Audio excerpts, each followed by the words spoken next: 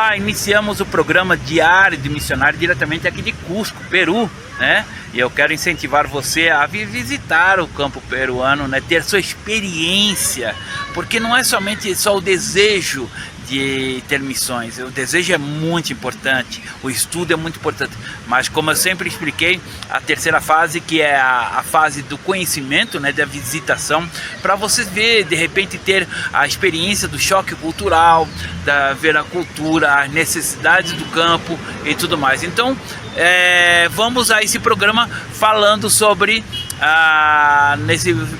no segundo bloco vou falar sobre a confusão, explicar um pouquinho mais sobre a confusão do campo missionário e de evangelismo e por que acontece isso.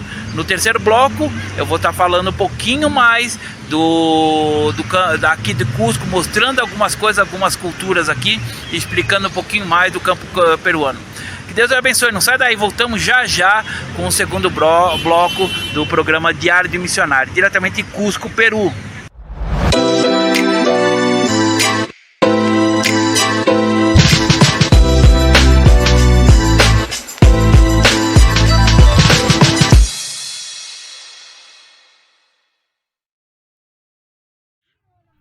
Aprenda como ter sucesso em sua região com sua rádio e TV web. Entenda como gerar uma TV e rádio web local. Temas como a visão do público, a visão do comerciante patrocinador, a visão da rádio, TV web, a diferença da atuação local e mundial, como fazer pesquisa de público, como produzir um programa gancho, como promover suas rádio, TV localmente, como buscar parceiros, como vender seus espaços na programação, sua influência e sucesso na sua região. Mais detalhes acesse www.estudioescolacomunica.com.br. Aprenda com cursos gratuitos em nossa escola de missões totalmente gratuito. Cursos como Promotor de Missões, como promover seu ministério na internet, Introdução ao campo missionário, como montar um curso online, básico em teologia. Visite escolademissões.vebnode.page.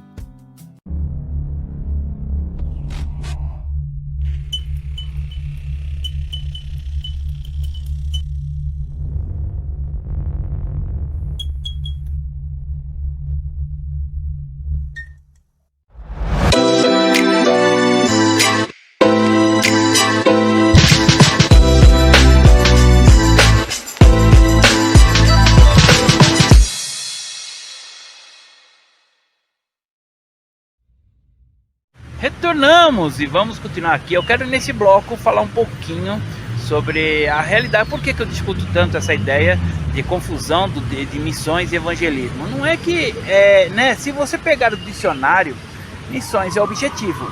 Mas se você pegar o exemplo bíblico, né, se você for para a Bíblia, você vai ver que missão é, na realidade, a sair da sua cultura, né? O exemplo bíblico é isso, é exatamente isso. Evangelismo é você pregar o evangelho. Eu tenho costume de falar que não existe ninguém que fala de Jesus que não recebeu um impacto da salvação.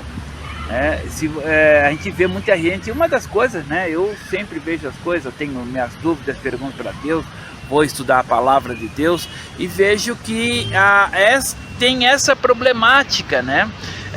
Por que tem algumas pessoas que evangelizam, amam, saem de qualquer maneira falando de Jesus e tem um impacto, as pessoas, uau, que vida é essa, que é isso, né? Tanto que existe até nos exemplos bíblicos, né, sobre isso, né? A transformação dos discípulos em pregadores do evangelho. E as pessoas que nunca tiveram impacto da salvação, ou seja, muitas vezes vieram para o evangelho numa razão social, ou seja, num pensamento lógico, social.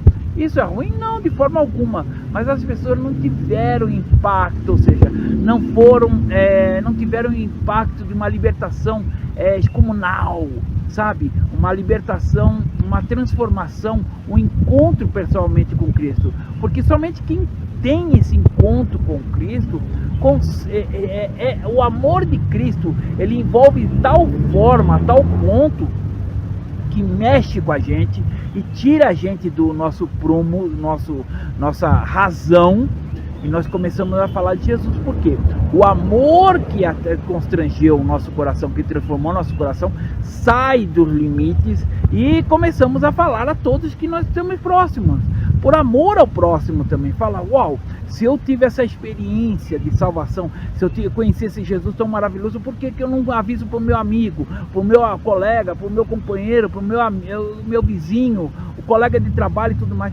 Isso é o impacto da salvação, né? E tem pessoas que elas vieram para Jesus, vieram numa ideia, um conceito social, né? Vieram porque foram convencidas, viram que é o melhor caminho, ou de repente tem algum interesse, muitas vezes acontece isso, e as pessoas vêm para Jesus. Você vai ver que essas pessoas, elas até são elevadas a cargos no ministério. Isso é um grande problema, quando o pastor, por amizade, de repente por uma influência, ele consagra aquela pessoa porque ela é bem dedicada, né? A dedicação não quer dizer nada a ver com a conversão, temos que tomar muito cuidado com isso. Agora, quem teve um encontro com Jesus, quem tem um encontro com Jesus, nunca fica no seu normal, nunca fica na sua mesmice, né? E nós temos um grande detalhe aí, né?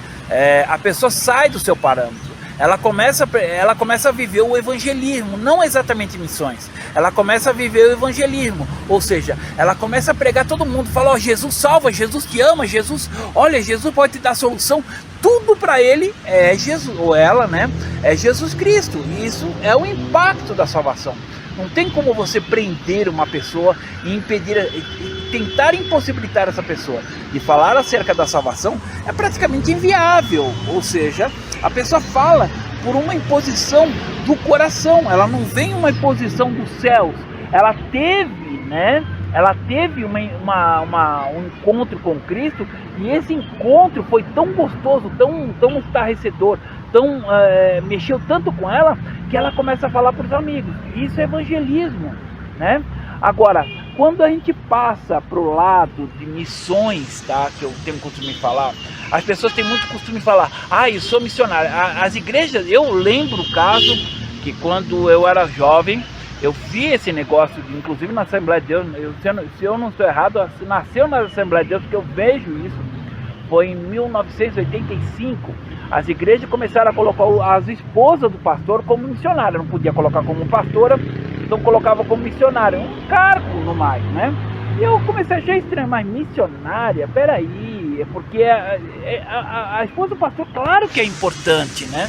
Mas missionária, eu não entendia, era novo, não tinha experiência na palavra e tudo mais, e eu comecei a achar estranho. E aí depois, com o tempo, começou as igrejas, né, começou a criar cargos, né, cargos de missionário, né, e aí criou-se um grande problema. Eu comecei a buscar, peraí, tá virando bagunça, tá ficando uma coisa confusa. E aí eu comecei a ver que isso é um trabalho, é uma influência do diabo. Para quê? Para que as pessoas, porque veja bem, aquela pessoa que é impactada pelo evangelho, impactada pela salvação, ela começa a falar do evangelho, de Jesus para todo mundo. Para que ela não vá para o campo, ela não dependa, a igreja que tanto diz que incentiva missões, não ter o compromisso de sustentar e de bancar essas pessoas, ela começa a jogar o cargo de missionário, né? Inclusive, uma das coisas grande problemáticas que eu vejo em dia, desculpa até falar, um pouco de hipocrisia de muitos pastores, fazem culto de missões com o objetivo de promover missões, né? E aí, quando a pessoa estoura o seu coração, é um evangelista e quer ir para o campo, começa a querer visitar o outro lugar, querer sair do seu país, a igreja não quer sustentar. E ela fala, não, olha, já chegaram para mim fazer isso. Olha, você aqui, fica aqui, você é missionário aqui. Não é isso. Então veja bem, há essa confusão muito grande, e essa confusão é para calar o desejo missionário das pessoas. Isso é um grande problema. Por quê? No evangelismo, você fala de Jesus para qualquer um, da sua forma, da sua maneira, do seu estilo, no seu modo, às vezes, certo, errado de falar. Não existe certo e errado de falar de Jesus, tá? E aí aquela história, a pessoa quando começa a se trabalhar nisso e querer sair das culturas, de repente ela está num bairro, em missões, tem gente que acha que é somente por exterior, não, é também no Brasil. Missões é quando você muda da sua cultura, você sai da sua cultura. Você vai no Brasil, você vai trabalhar com toxicômano, com viciado. Se você já visitou uma casa de recuperação, você sabe que não é a mesma coisa que falar Jesus na rua ou na igreja. Se você for falar com cigano, se for falar com estrangeiros, que no Brasil, principalmente em São Paulo, tem bastante isso, bairros estrangeiros. Você não vai ter que simplesmente, Jesus te ama. Ele fala, e daí? Né? Um dos choques bem claros que eu coloco é quando você vai falar para o judeu. Aí você vai falar, Jesus é o Messias. Ele fala, não é. Segundo o que eu tenho visto, Jesus veio por Maria. E Maria não é da descendência. Aí para você poder explicar para um judeu sobre Jesus, você tem que entender a Bíblia. Por isso que eu falo que tem que estudar a Bíblia. Aí você vai ver que houve na genealogia de Davi, em Ruth, a mudança da genealogia. Quando você explica isso, que ele entende, o judeu entende isso, ele fala, então Jesus realmente é o Messias, né? Por isso que os rabinos não querem muito estudar essa parte, para que não tenha essa problemática, né? De comprovar realmente que Jesus é o Messias, entende? Então estou tentando ver a câmera aqui para melhor luz, né? Que aqui hoje está meio nublado. Então o que acontece? A missões, ela requer um pouco mais de especialização. Ela precisa ter o amor de Deus, o amor da salvação, esse primeiro amor, né, que consiste no evangelismo, para que a pessoa vá especializada. Porque você não vai para o campo simplesmente, porque eu vou falar Jesus em todas as nações. Você tem que aprender a língua. Você vem aqui para o Peru, tem que aprender o espanhol, no mínimo o espanhol. Depois tem o quechua, né, que é o meu grande desafio. E aí você vai para outra língua, você aprende o inglês. Você tem que aprender isso. Você tem que aprender teologia, né? E aí, quando eu falo das 3 bases que é necessário para a pessoa que tem chamado missionário, primeiro é pegar a experiência do seu pastor, ou seja, a experiência eclesiástica. Segundo, é fazer um curso de teologia, é essencial. Não vem com essa história, é essencial.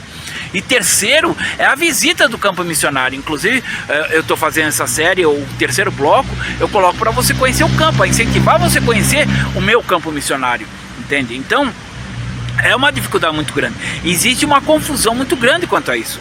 Eu vejo um grande problema, né? Inclusive, uma vez eu conversando com as pessoas pela internet, eu falo assim, olha, quando a pessoa, existe casos, né? Você vai lembrar de casos aí no Brasil que acontece. A pessoa trabalhou junto com o advogado, foi ajudante do advogado, viu todos os macetes do advogado. E tem gente que usa com a malandragem e começa a se tornar um advogado. Ou seja, começa a ajudar a fazer causas, a levantar causas, e começa a ser um ajudador. Tem aquele que abusam e falam, não, sou advogado, e nunca fez um curso, nunca tem uma credencial de advogado. O médico, a mesma coisa. Tem gente que está fazendo plástica, né? Porque aprendeu, e aí aquela senhora, quando a polícia descobre, ela vai presa, porque isso é estelionato. Então o caso é o seguinte, se na vida real existe o estelionato, e na vida espiritual? Aí eu pergunto, você foi consagrado a missionário, né? Mas não é missionário. Missionário requer trabalhar com outra cultura, né? Você não é missionário. O evangelista, ele pode até trabalhar, ter seu emprego e tudo mais, mas o missionário, ele normalmente vai viver no campo integralmente. E aí, você está trabalhando com outra cultura? Você está trabalhando exclusivamente com um morador de rua, com um cigano, com um estrangeiro? Você já visitou o estrangeiro? Você teve que aprender alguma coisa?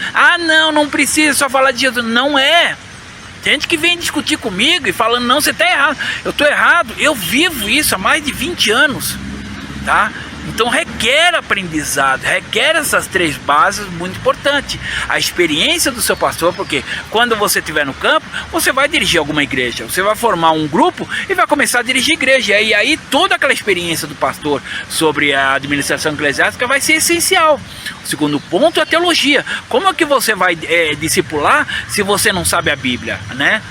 Sabe por achismo? Não, tem que fazer um curso de teologia para aprofundamento da palavra de Deus. E o terceiro, a visita ao campo missionário, porque tem gente que acha que é somente trabalhar com cultura, e aí você vai ter as diferenças. porque inclusive eu falo na série Missões e Livros, né, sobre choques, porque tem um choque cultural, o choque da língua. Um exemplo, eu vou dar um exemplo que vivo aqui. No Peru, normalmente eles falam duas línguas, tá? O espanhol e o quechua. Eu tenho visto em vários países, vários lugares, as culturas que tem normalmente duas línguas, elas falam baixo, tá? Vamos dizer, a italiano fala alto, porque ele só fala italiano. O brasileiro fala alto, porque só fala português. Muito mal, né? E assim por diante. Então o que acontece? Quando a pessoa sabe, normalmente eu tenho visto que isso é uma coisa muito comum, quando a pessoa fala duas línguas, ela começa a falar baixo, porque o ouvido dela parece que fica mais treinado, né? Então, ou seja, existe essa cultura. Então aqui quando o brasileiro vem e começa a falar alto, ele se assusta, uau, que ele está brigando, né? E aí muitas vezes eu falei, não estou brigando, é maneira de eu falar, né? E eles falam assim, estrangeiro, só pode ser gringo, né? Então, ou seja, existe esse choque cultural. Alimentação, né? Por exemplo, aqui os açougues, eles chamam de carniceria, tá? É colocado na rua, tá? É colocado assim, não tem refrigeração.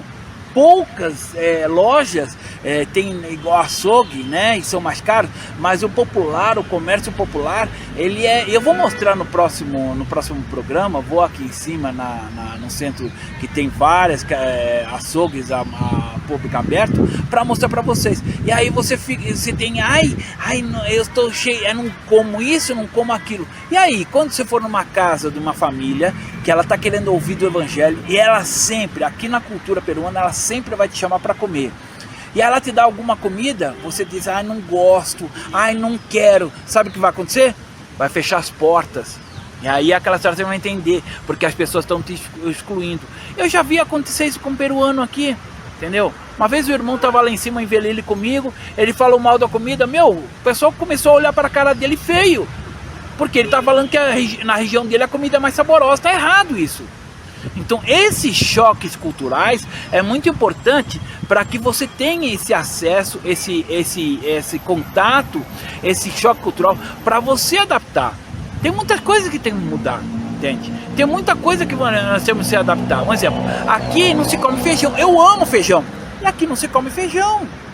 Come arroz, uma das coisas que eu vejo que Deus preparou, inclusive é engraçado, eu vejo como é que Deus preparou para o campo peruano desde pequeno. Minha mãe sempre fazia sopa à noite. E aqui toda comida tem sopa, né? Eu sempre gostei de frango, muito mais de qualquer outra carne. É aqui, a carne primeira da alimentação é frango. Depois vem porco, que é chancho.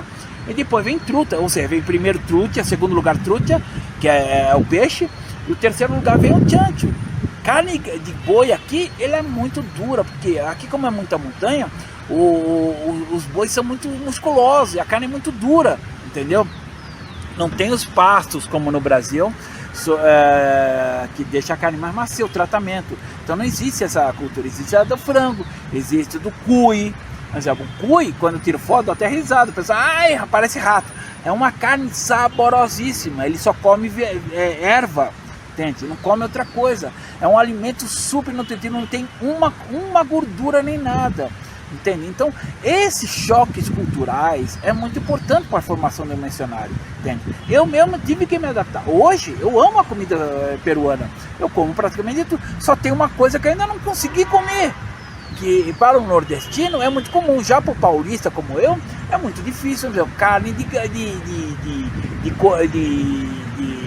cordeiro, entendeu? De gado, de vaca, entendeu? Eles comem a cabeça, corta a cabeça no meio, com cérebro, com tudo, com olho, com 10 e aquele dentinho de fora. Aqui, o olho que me deu choque cultural. Eu sei que um dia ainda vou ter que quebrar isso, eu vou ter que comer, que é o caldo de cabeça. É a única coisa que eu não consigo comer. Então existem as limitações, existem as formas que você tem que trabalhar para você se adaptar. Por exemplo, você vai num lugar, eles vão falar, quer que aumenta assim, quer mais. Ele não vai, só um pouquinho, eles não vão dar um pouquinho, eles vão encher o prato, eles vão encher o copo. E se você largar, você vai estar dizendo que você não gostou da comida, e você fecha as portas. Então, esse exemplo cultural. E eu sempre falo uma coisa, tá? Em qualquer lugar que você vá do mundo, tá? Em qualquer lugar que você vá, para ter essa experiência de missões, essa experiência de mudar a sua cultura, vá sempre com um brasileiro. vai sempre onde tem um brasileiro. Nunca, não aconselho a você. Você vai ter problemas, dores de cabeça, entendeu? Não vai aprender e vai ter essa problemática. E aí vai ter essa problemática de um rapaz aqui, eu passei um brasileiro, como eu falo, brasileiro tem tudo quanto é canto, passou um brasileiro aqui agora por mim, um rapaz. Brasileiro tem tudo quanto é canto. Então eu te falo o seguinte, se você vir para o Peru, se você for para a África, vai com o brasileiro. Porque muitas coisas que para eles é comum, para eles é normal, o que acontece? Para você é estranho. Muitas vezes você vai fazer alguma coisa que para eles, vai chocar, entendeu? Então é uma problemática muito grande de a gente, você vir com autóctone. Então aconselho você sempre com brasileiro. Quer ir para qualquer país, ou Peru, a África, qualquer lugar, vá com brasileiro, nunca vá com autóctone. Porque o brasileiro já passou pelas dificuldades, já passou pelas lutas, né? O choque de alimentação, cultura, ele vai te explicar, né? Ele vai te avisar, cuidado, isso é assim, isso é aquilo, entendeu? Muitas coisas que para você vai falar, não é nada a ver, tem a ver, entendeu? Então te aconselho isso, vá sempre com o brasileiro. Bom, já deu tempo, nós vamos por segundo intervalo, rapidinho, nós vamos voltar para que no próximo bloco vamos falar sobre a cultura peruana. Eu quero nessa série aqui continuar falando para você sobre o que é o campo missionário, explicando para você, incentivando a você se especializar, não entrando nessas ignomias, essas ignorâncias que fala sobre, ser missionário é cargo. Não entre nessa, te aconselho não entrar nessa, tá? No céu não entra cargo, tá? Cargo não é salvação, não é posição de honra. Posição de honra é você ter honra diante de Deus, tá? Então não entre nessa jogada, deixe Deus. Você tem uma ideia, eu sou pastor missionário e no Brasil nunca fui consagrado a pastor. E aí? Porque eu nunca busquei também. Para quê? Pastorado da salvação? Muito pelo contrário, entendeu? Dá dor de cabeça. Mas Deus me colocou como pastor. E aí? Formador, discipulador e tudo mais. Então você tem que tomar cuidado com certas coisas, certos convites, que pode ser trapa, pode ser engano, problema para você, tá bom? Nós vamos por intervalo. Eu quero continuar cada série aqui falando alguma coisa sobre a experiência de campo e que você possa, no próximo vai ver um pouquinho mais do Peru, e você possa vir visitar quando você puder. Tira nas suas férias, vem tirar uma semana aqui no Peru para ter essa experiência nesse lugar tão bonito, o umbigo do mundo chamado Cusco, a cidade imperial. Que Deus te abençoe, voltamos já. Enquanto isso, dá o like aí e avisa as pessoas que estamos online, tá bom? Deus abençoe, já voltamos, não saia daí.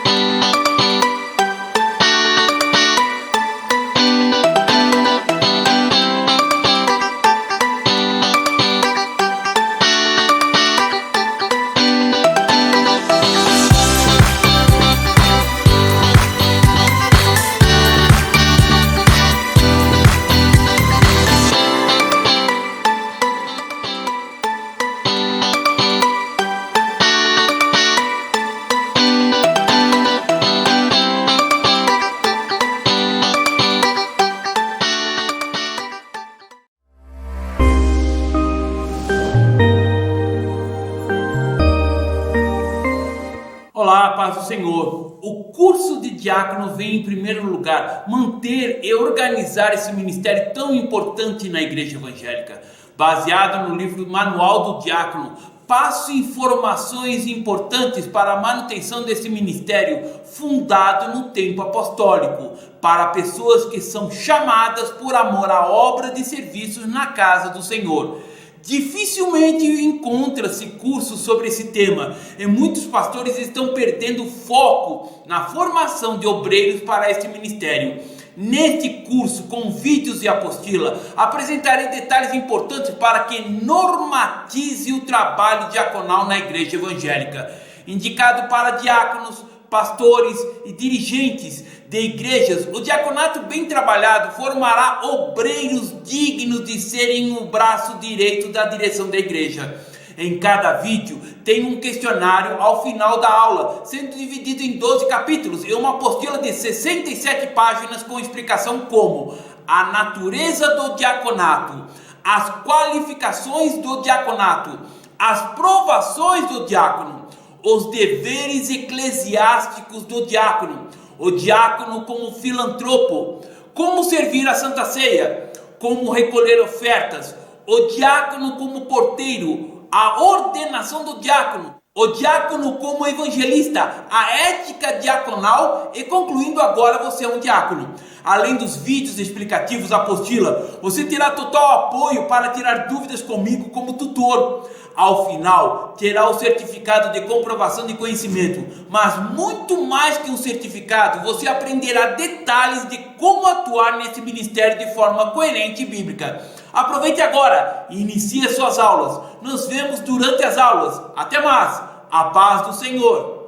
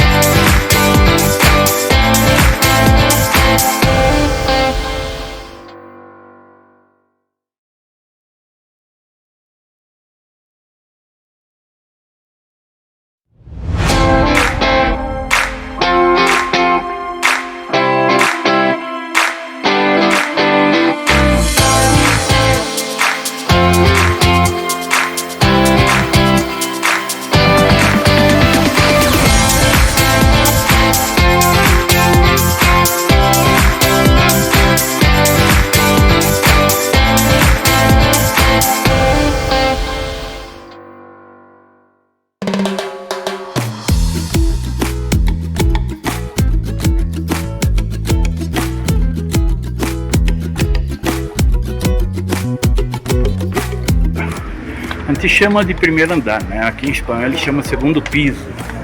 A gente vai para a parte de cima do Coricancha, convento Santo Domingo Coricancha. Então vamos tentar descobrir o que significa Coricancha em quechua, né? Kawari Kolka Lactacta. A história contada, as artes. Olha a parte de cima, bem cuidada, né? As artes.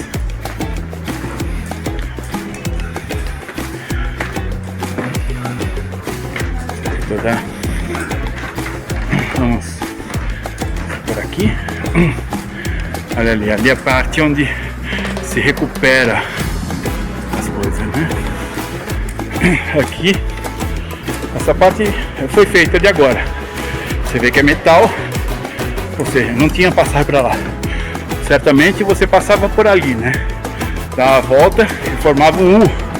Aqui criaram essa parte para poder facilitar a passagem para o outro lado, para ter pelos dois lados a passagem. Nós vamos para outro local aqui.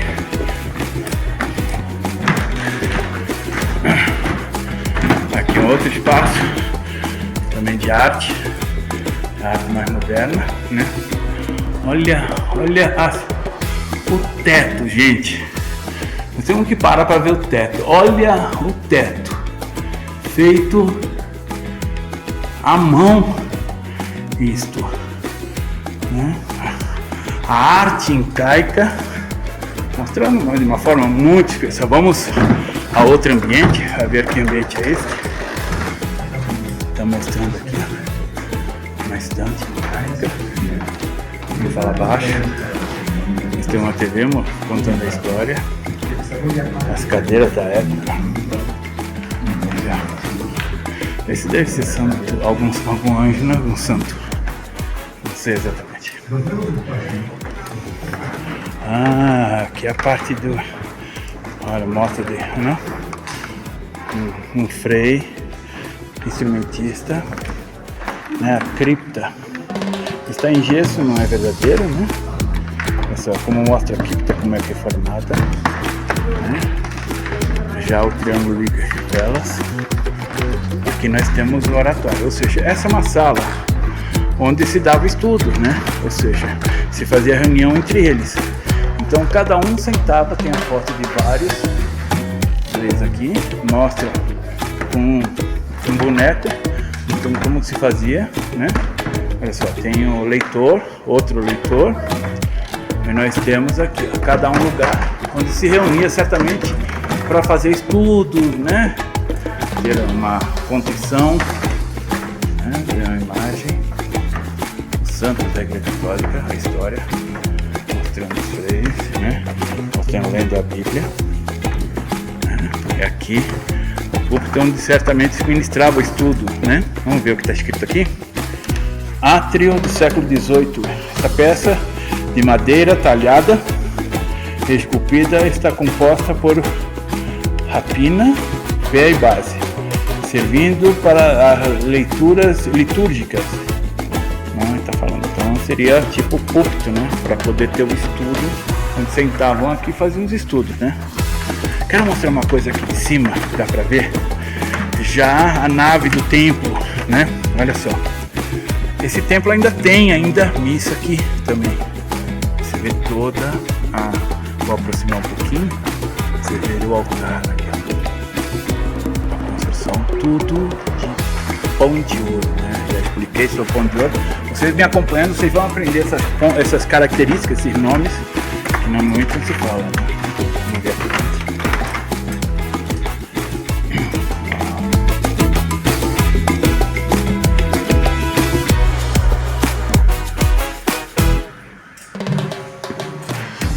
Mais uma parte, visitando aqui a arte.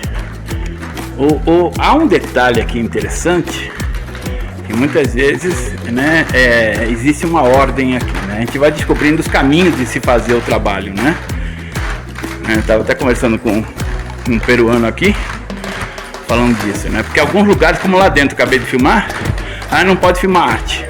Correto, claro, mas existe isso já pela internet, né? Então dizer que não vai ter é um tanto complicado. E como eu estava falando, né, existe todo um aparato, um cuidado, né? Eu concordo que de repente filmar arte, né, as partes de artes, pinturas, alguma coisa tem risco. E daí uma lei já internacional, mas tem que ser revista, né?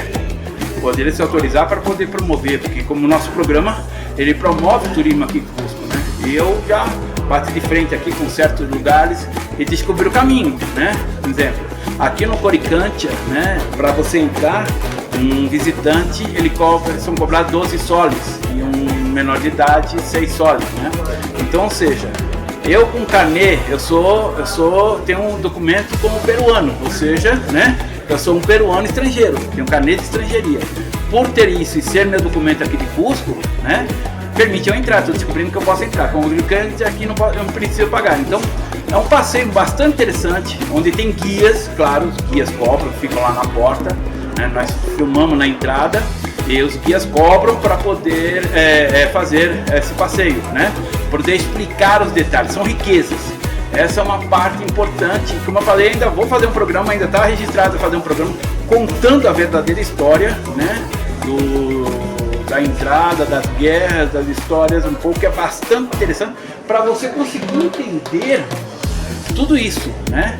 Um exemplo, esse Coricancha aqui, ele tem base da construção incaica, mas se você ver a Praça de Armas, aquelas igrejas católicas, eles foram destruídos os monumentos incaicos e usadas as próprias pedras, como nós mostramos no primeiro vídeo, num programa bem anterior, sobre o jesuítas, né, a Companhia de Jesus, a primeiro lá atrás, onde mostrei a igreja na Praça de Armas, né, e eles usaram a demolição, o material que estava demolido, para construir a igreja católica, né? Então, ou seja, essas construções foram naquela época de incaica, mas as construções originais, em muitos lugares foram destruídos, foram demolidos, para se levantar os templos católicos, né? Para se promover os templos católicos. Principalmente ao redor ali da Praça de Armas, são todos construídos nesse formato bem antigo, mas reaproveitado o material que foi destruído da construção incaica. Mas vamos continuar aí, né, passeando. Nós vemos aqui o Coricancha, como eu mostrei, quando sair agora, eu vou passar lá na Avenida da Cultura, vou mostrar a parte de fora para vocês, onde todo mundo tira foto e tudo mais, passa, que a gente, todo dia quando passa no centro aqui, passa aqui na frente do Coricante. E hoje tivemos a oportunidade de mostrar essa beleza, a parte interna, né? Nós vamos continuar mostrando em Cusco para você, que você possa vir.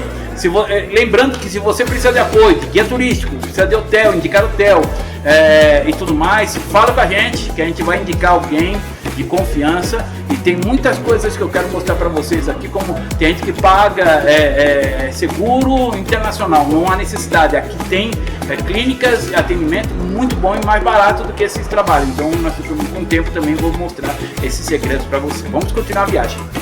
Da parte de cima, né? Por cima, o pátio, você vê ali o monumento, né? Vamos aproximar um pouquinho, né? Você vê ali os aposentos incaicos, esses são originais, tá? Da construção original. E você vê aqui todo o pátio, a construção do pátio do monumento Coricante. Aqui nós vemos por cima o alojamento incaico, que vimos lá por baixo, nós vemos por cima. A passagem onde a gente passou, a gente entrou, olha a parte de cima, a decoração da parte de cima, bastante, eu vou aproximar para a gente ver mais de perto. Olha só, feita em pedra, né, tempo incaico. Você vê a saída onde nós saímos lá, né? Vamos descer essa escada, você vê a saída lá. Nós vimos a parte interna, né? Esse aqui, ó, Templo de Santo Domingo, a entrada do templo, né? Quando você viu lá o templo, a entrada é por aqui. Ela fica aberta uma vez por semana, no muitos domingos, para poder ter missa. Nós estamos na parte externa aqui, né? Lembra aquele ponto que eu falei do altar ali para poder falar o Inca? É aqui, ó, essa parte de fora aqui. Você vê a cidade, né? Esse é a parte externa. E aqui você vê toda a parte externa, ó. Aqui abaixo eu não entrei, mas existe uma passagem para você chegar aqui, se não me engano é por aqui, ó, pelo canto, né? Você vê todo o Coricante, a construção antiga e a atual. Aquela branca é a parte católica atual, e essa é toda a parte pátio. Aqui embaixo existe outro monumento que uma outra vez vamos mostrar aqui, também mostrando as partes incaicas. E esta é a Avenida Sol.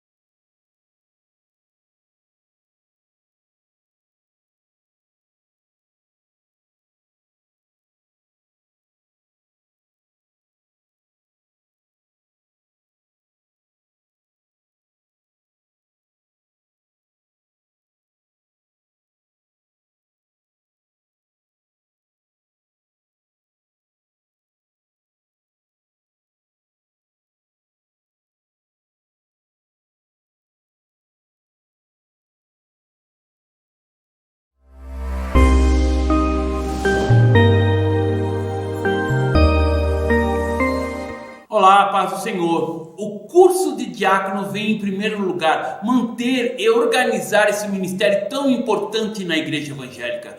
Baseado no livro Manual do Diácono, passo informações importantes para a manutenção desse ministério fundado no tempo apostólico, para pessoas que são chamadas por amor à obra de serviços na casa do Senhor. Dificilmente encontra-se cursos sobre esse tema e muitos pastores estão perdendo foco na formação de obreiros para este ministério. Neste curso, com vídeos e apostila, apresentarei detalhes importantes para que normatize o trabalho diaconal na igreja evangélica. Indicado para diáconos, pastores e dirigentes de igrejas, o diaconato bem trabalhado formará obreiros dignos de serem o braço direito da direção da igreja. Em cada vídeo tem um questionário ao final da aula, sendo dividido em 12 capítulos e uma apostila de 67 páginas com explicação como a natureza do diaconato, as qualificações do diaconato, as provações do diácono, os deveres eclesiásticos do diácono, o diácono como filantropo, como servir a Santa Ceia, como recolher ofertas, o diácono como porteiro, a ordenação do diácono, o diácono como evangelista, a ética diaconal e concluindo agora você é um diácono. Além dos vídeos explicativos da apostila, você terá total apoio para tirar dúvidas comigo como tutor. Ao final, terá o certificado de comprovação de conhecimento, mas muito mais que um certificado, você aprenderá detalhes de como atuar nesse ministério de forma coerente e bíblica. Aproveite agora e inicie suas aulas. Nos vemos durante as aulas. Até mais. A paz do Senhor.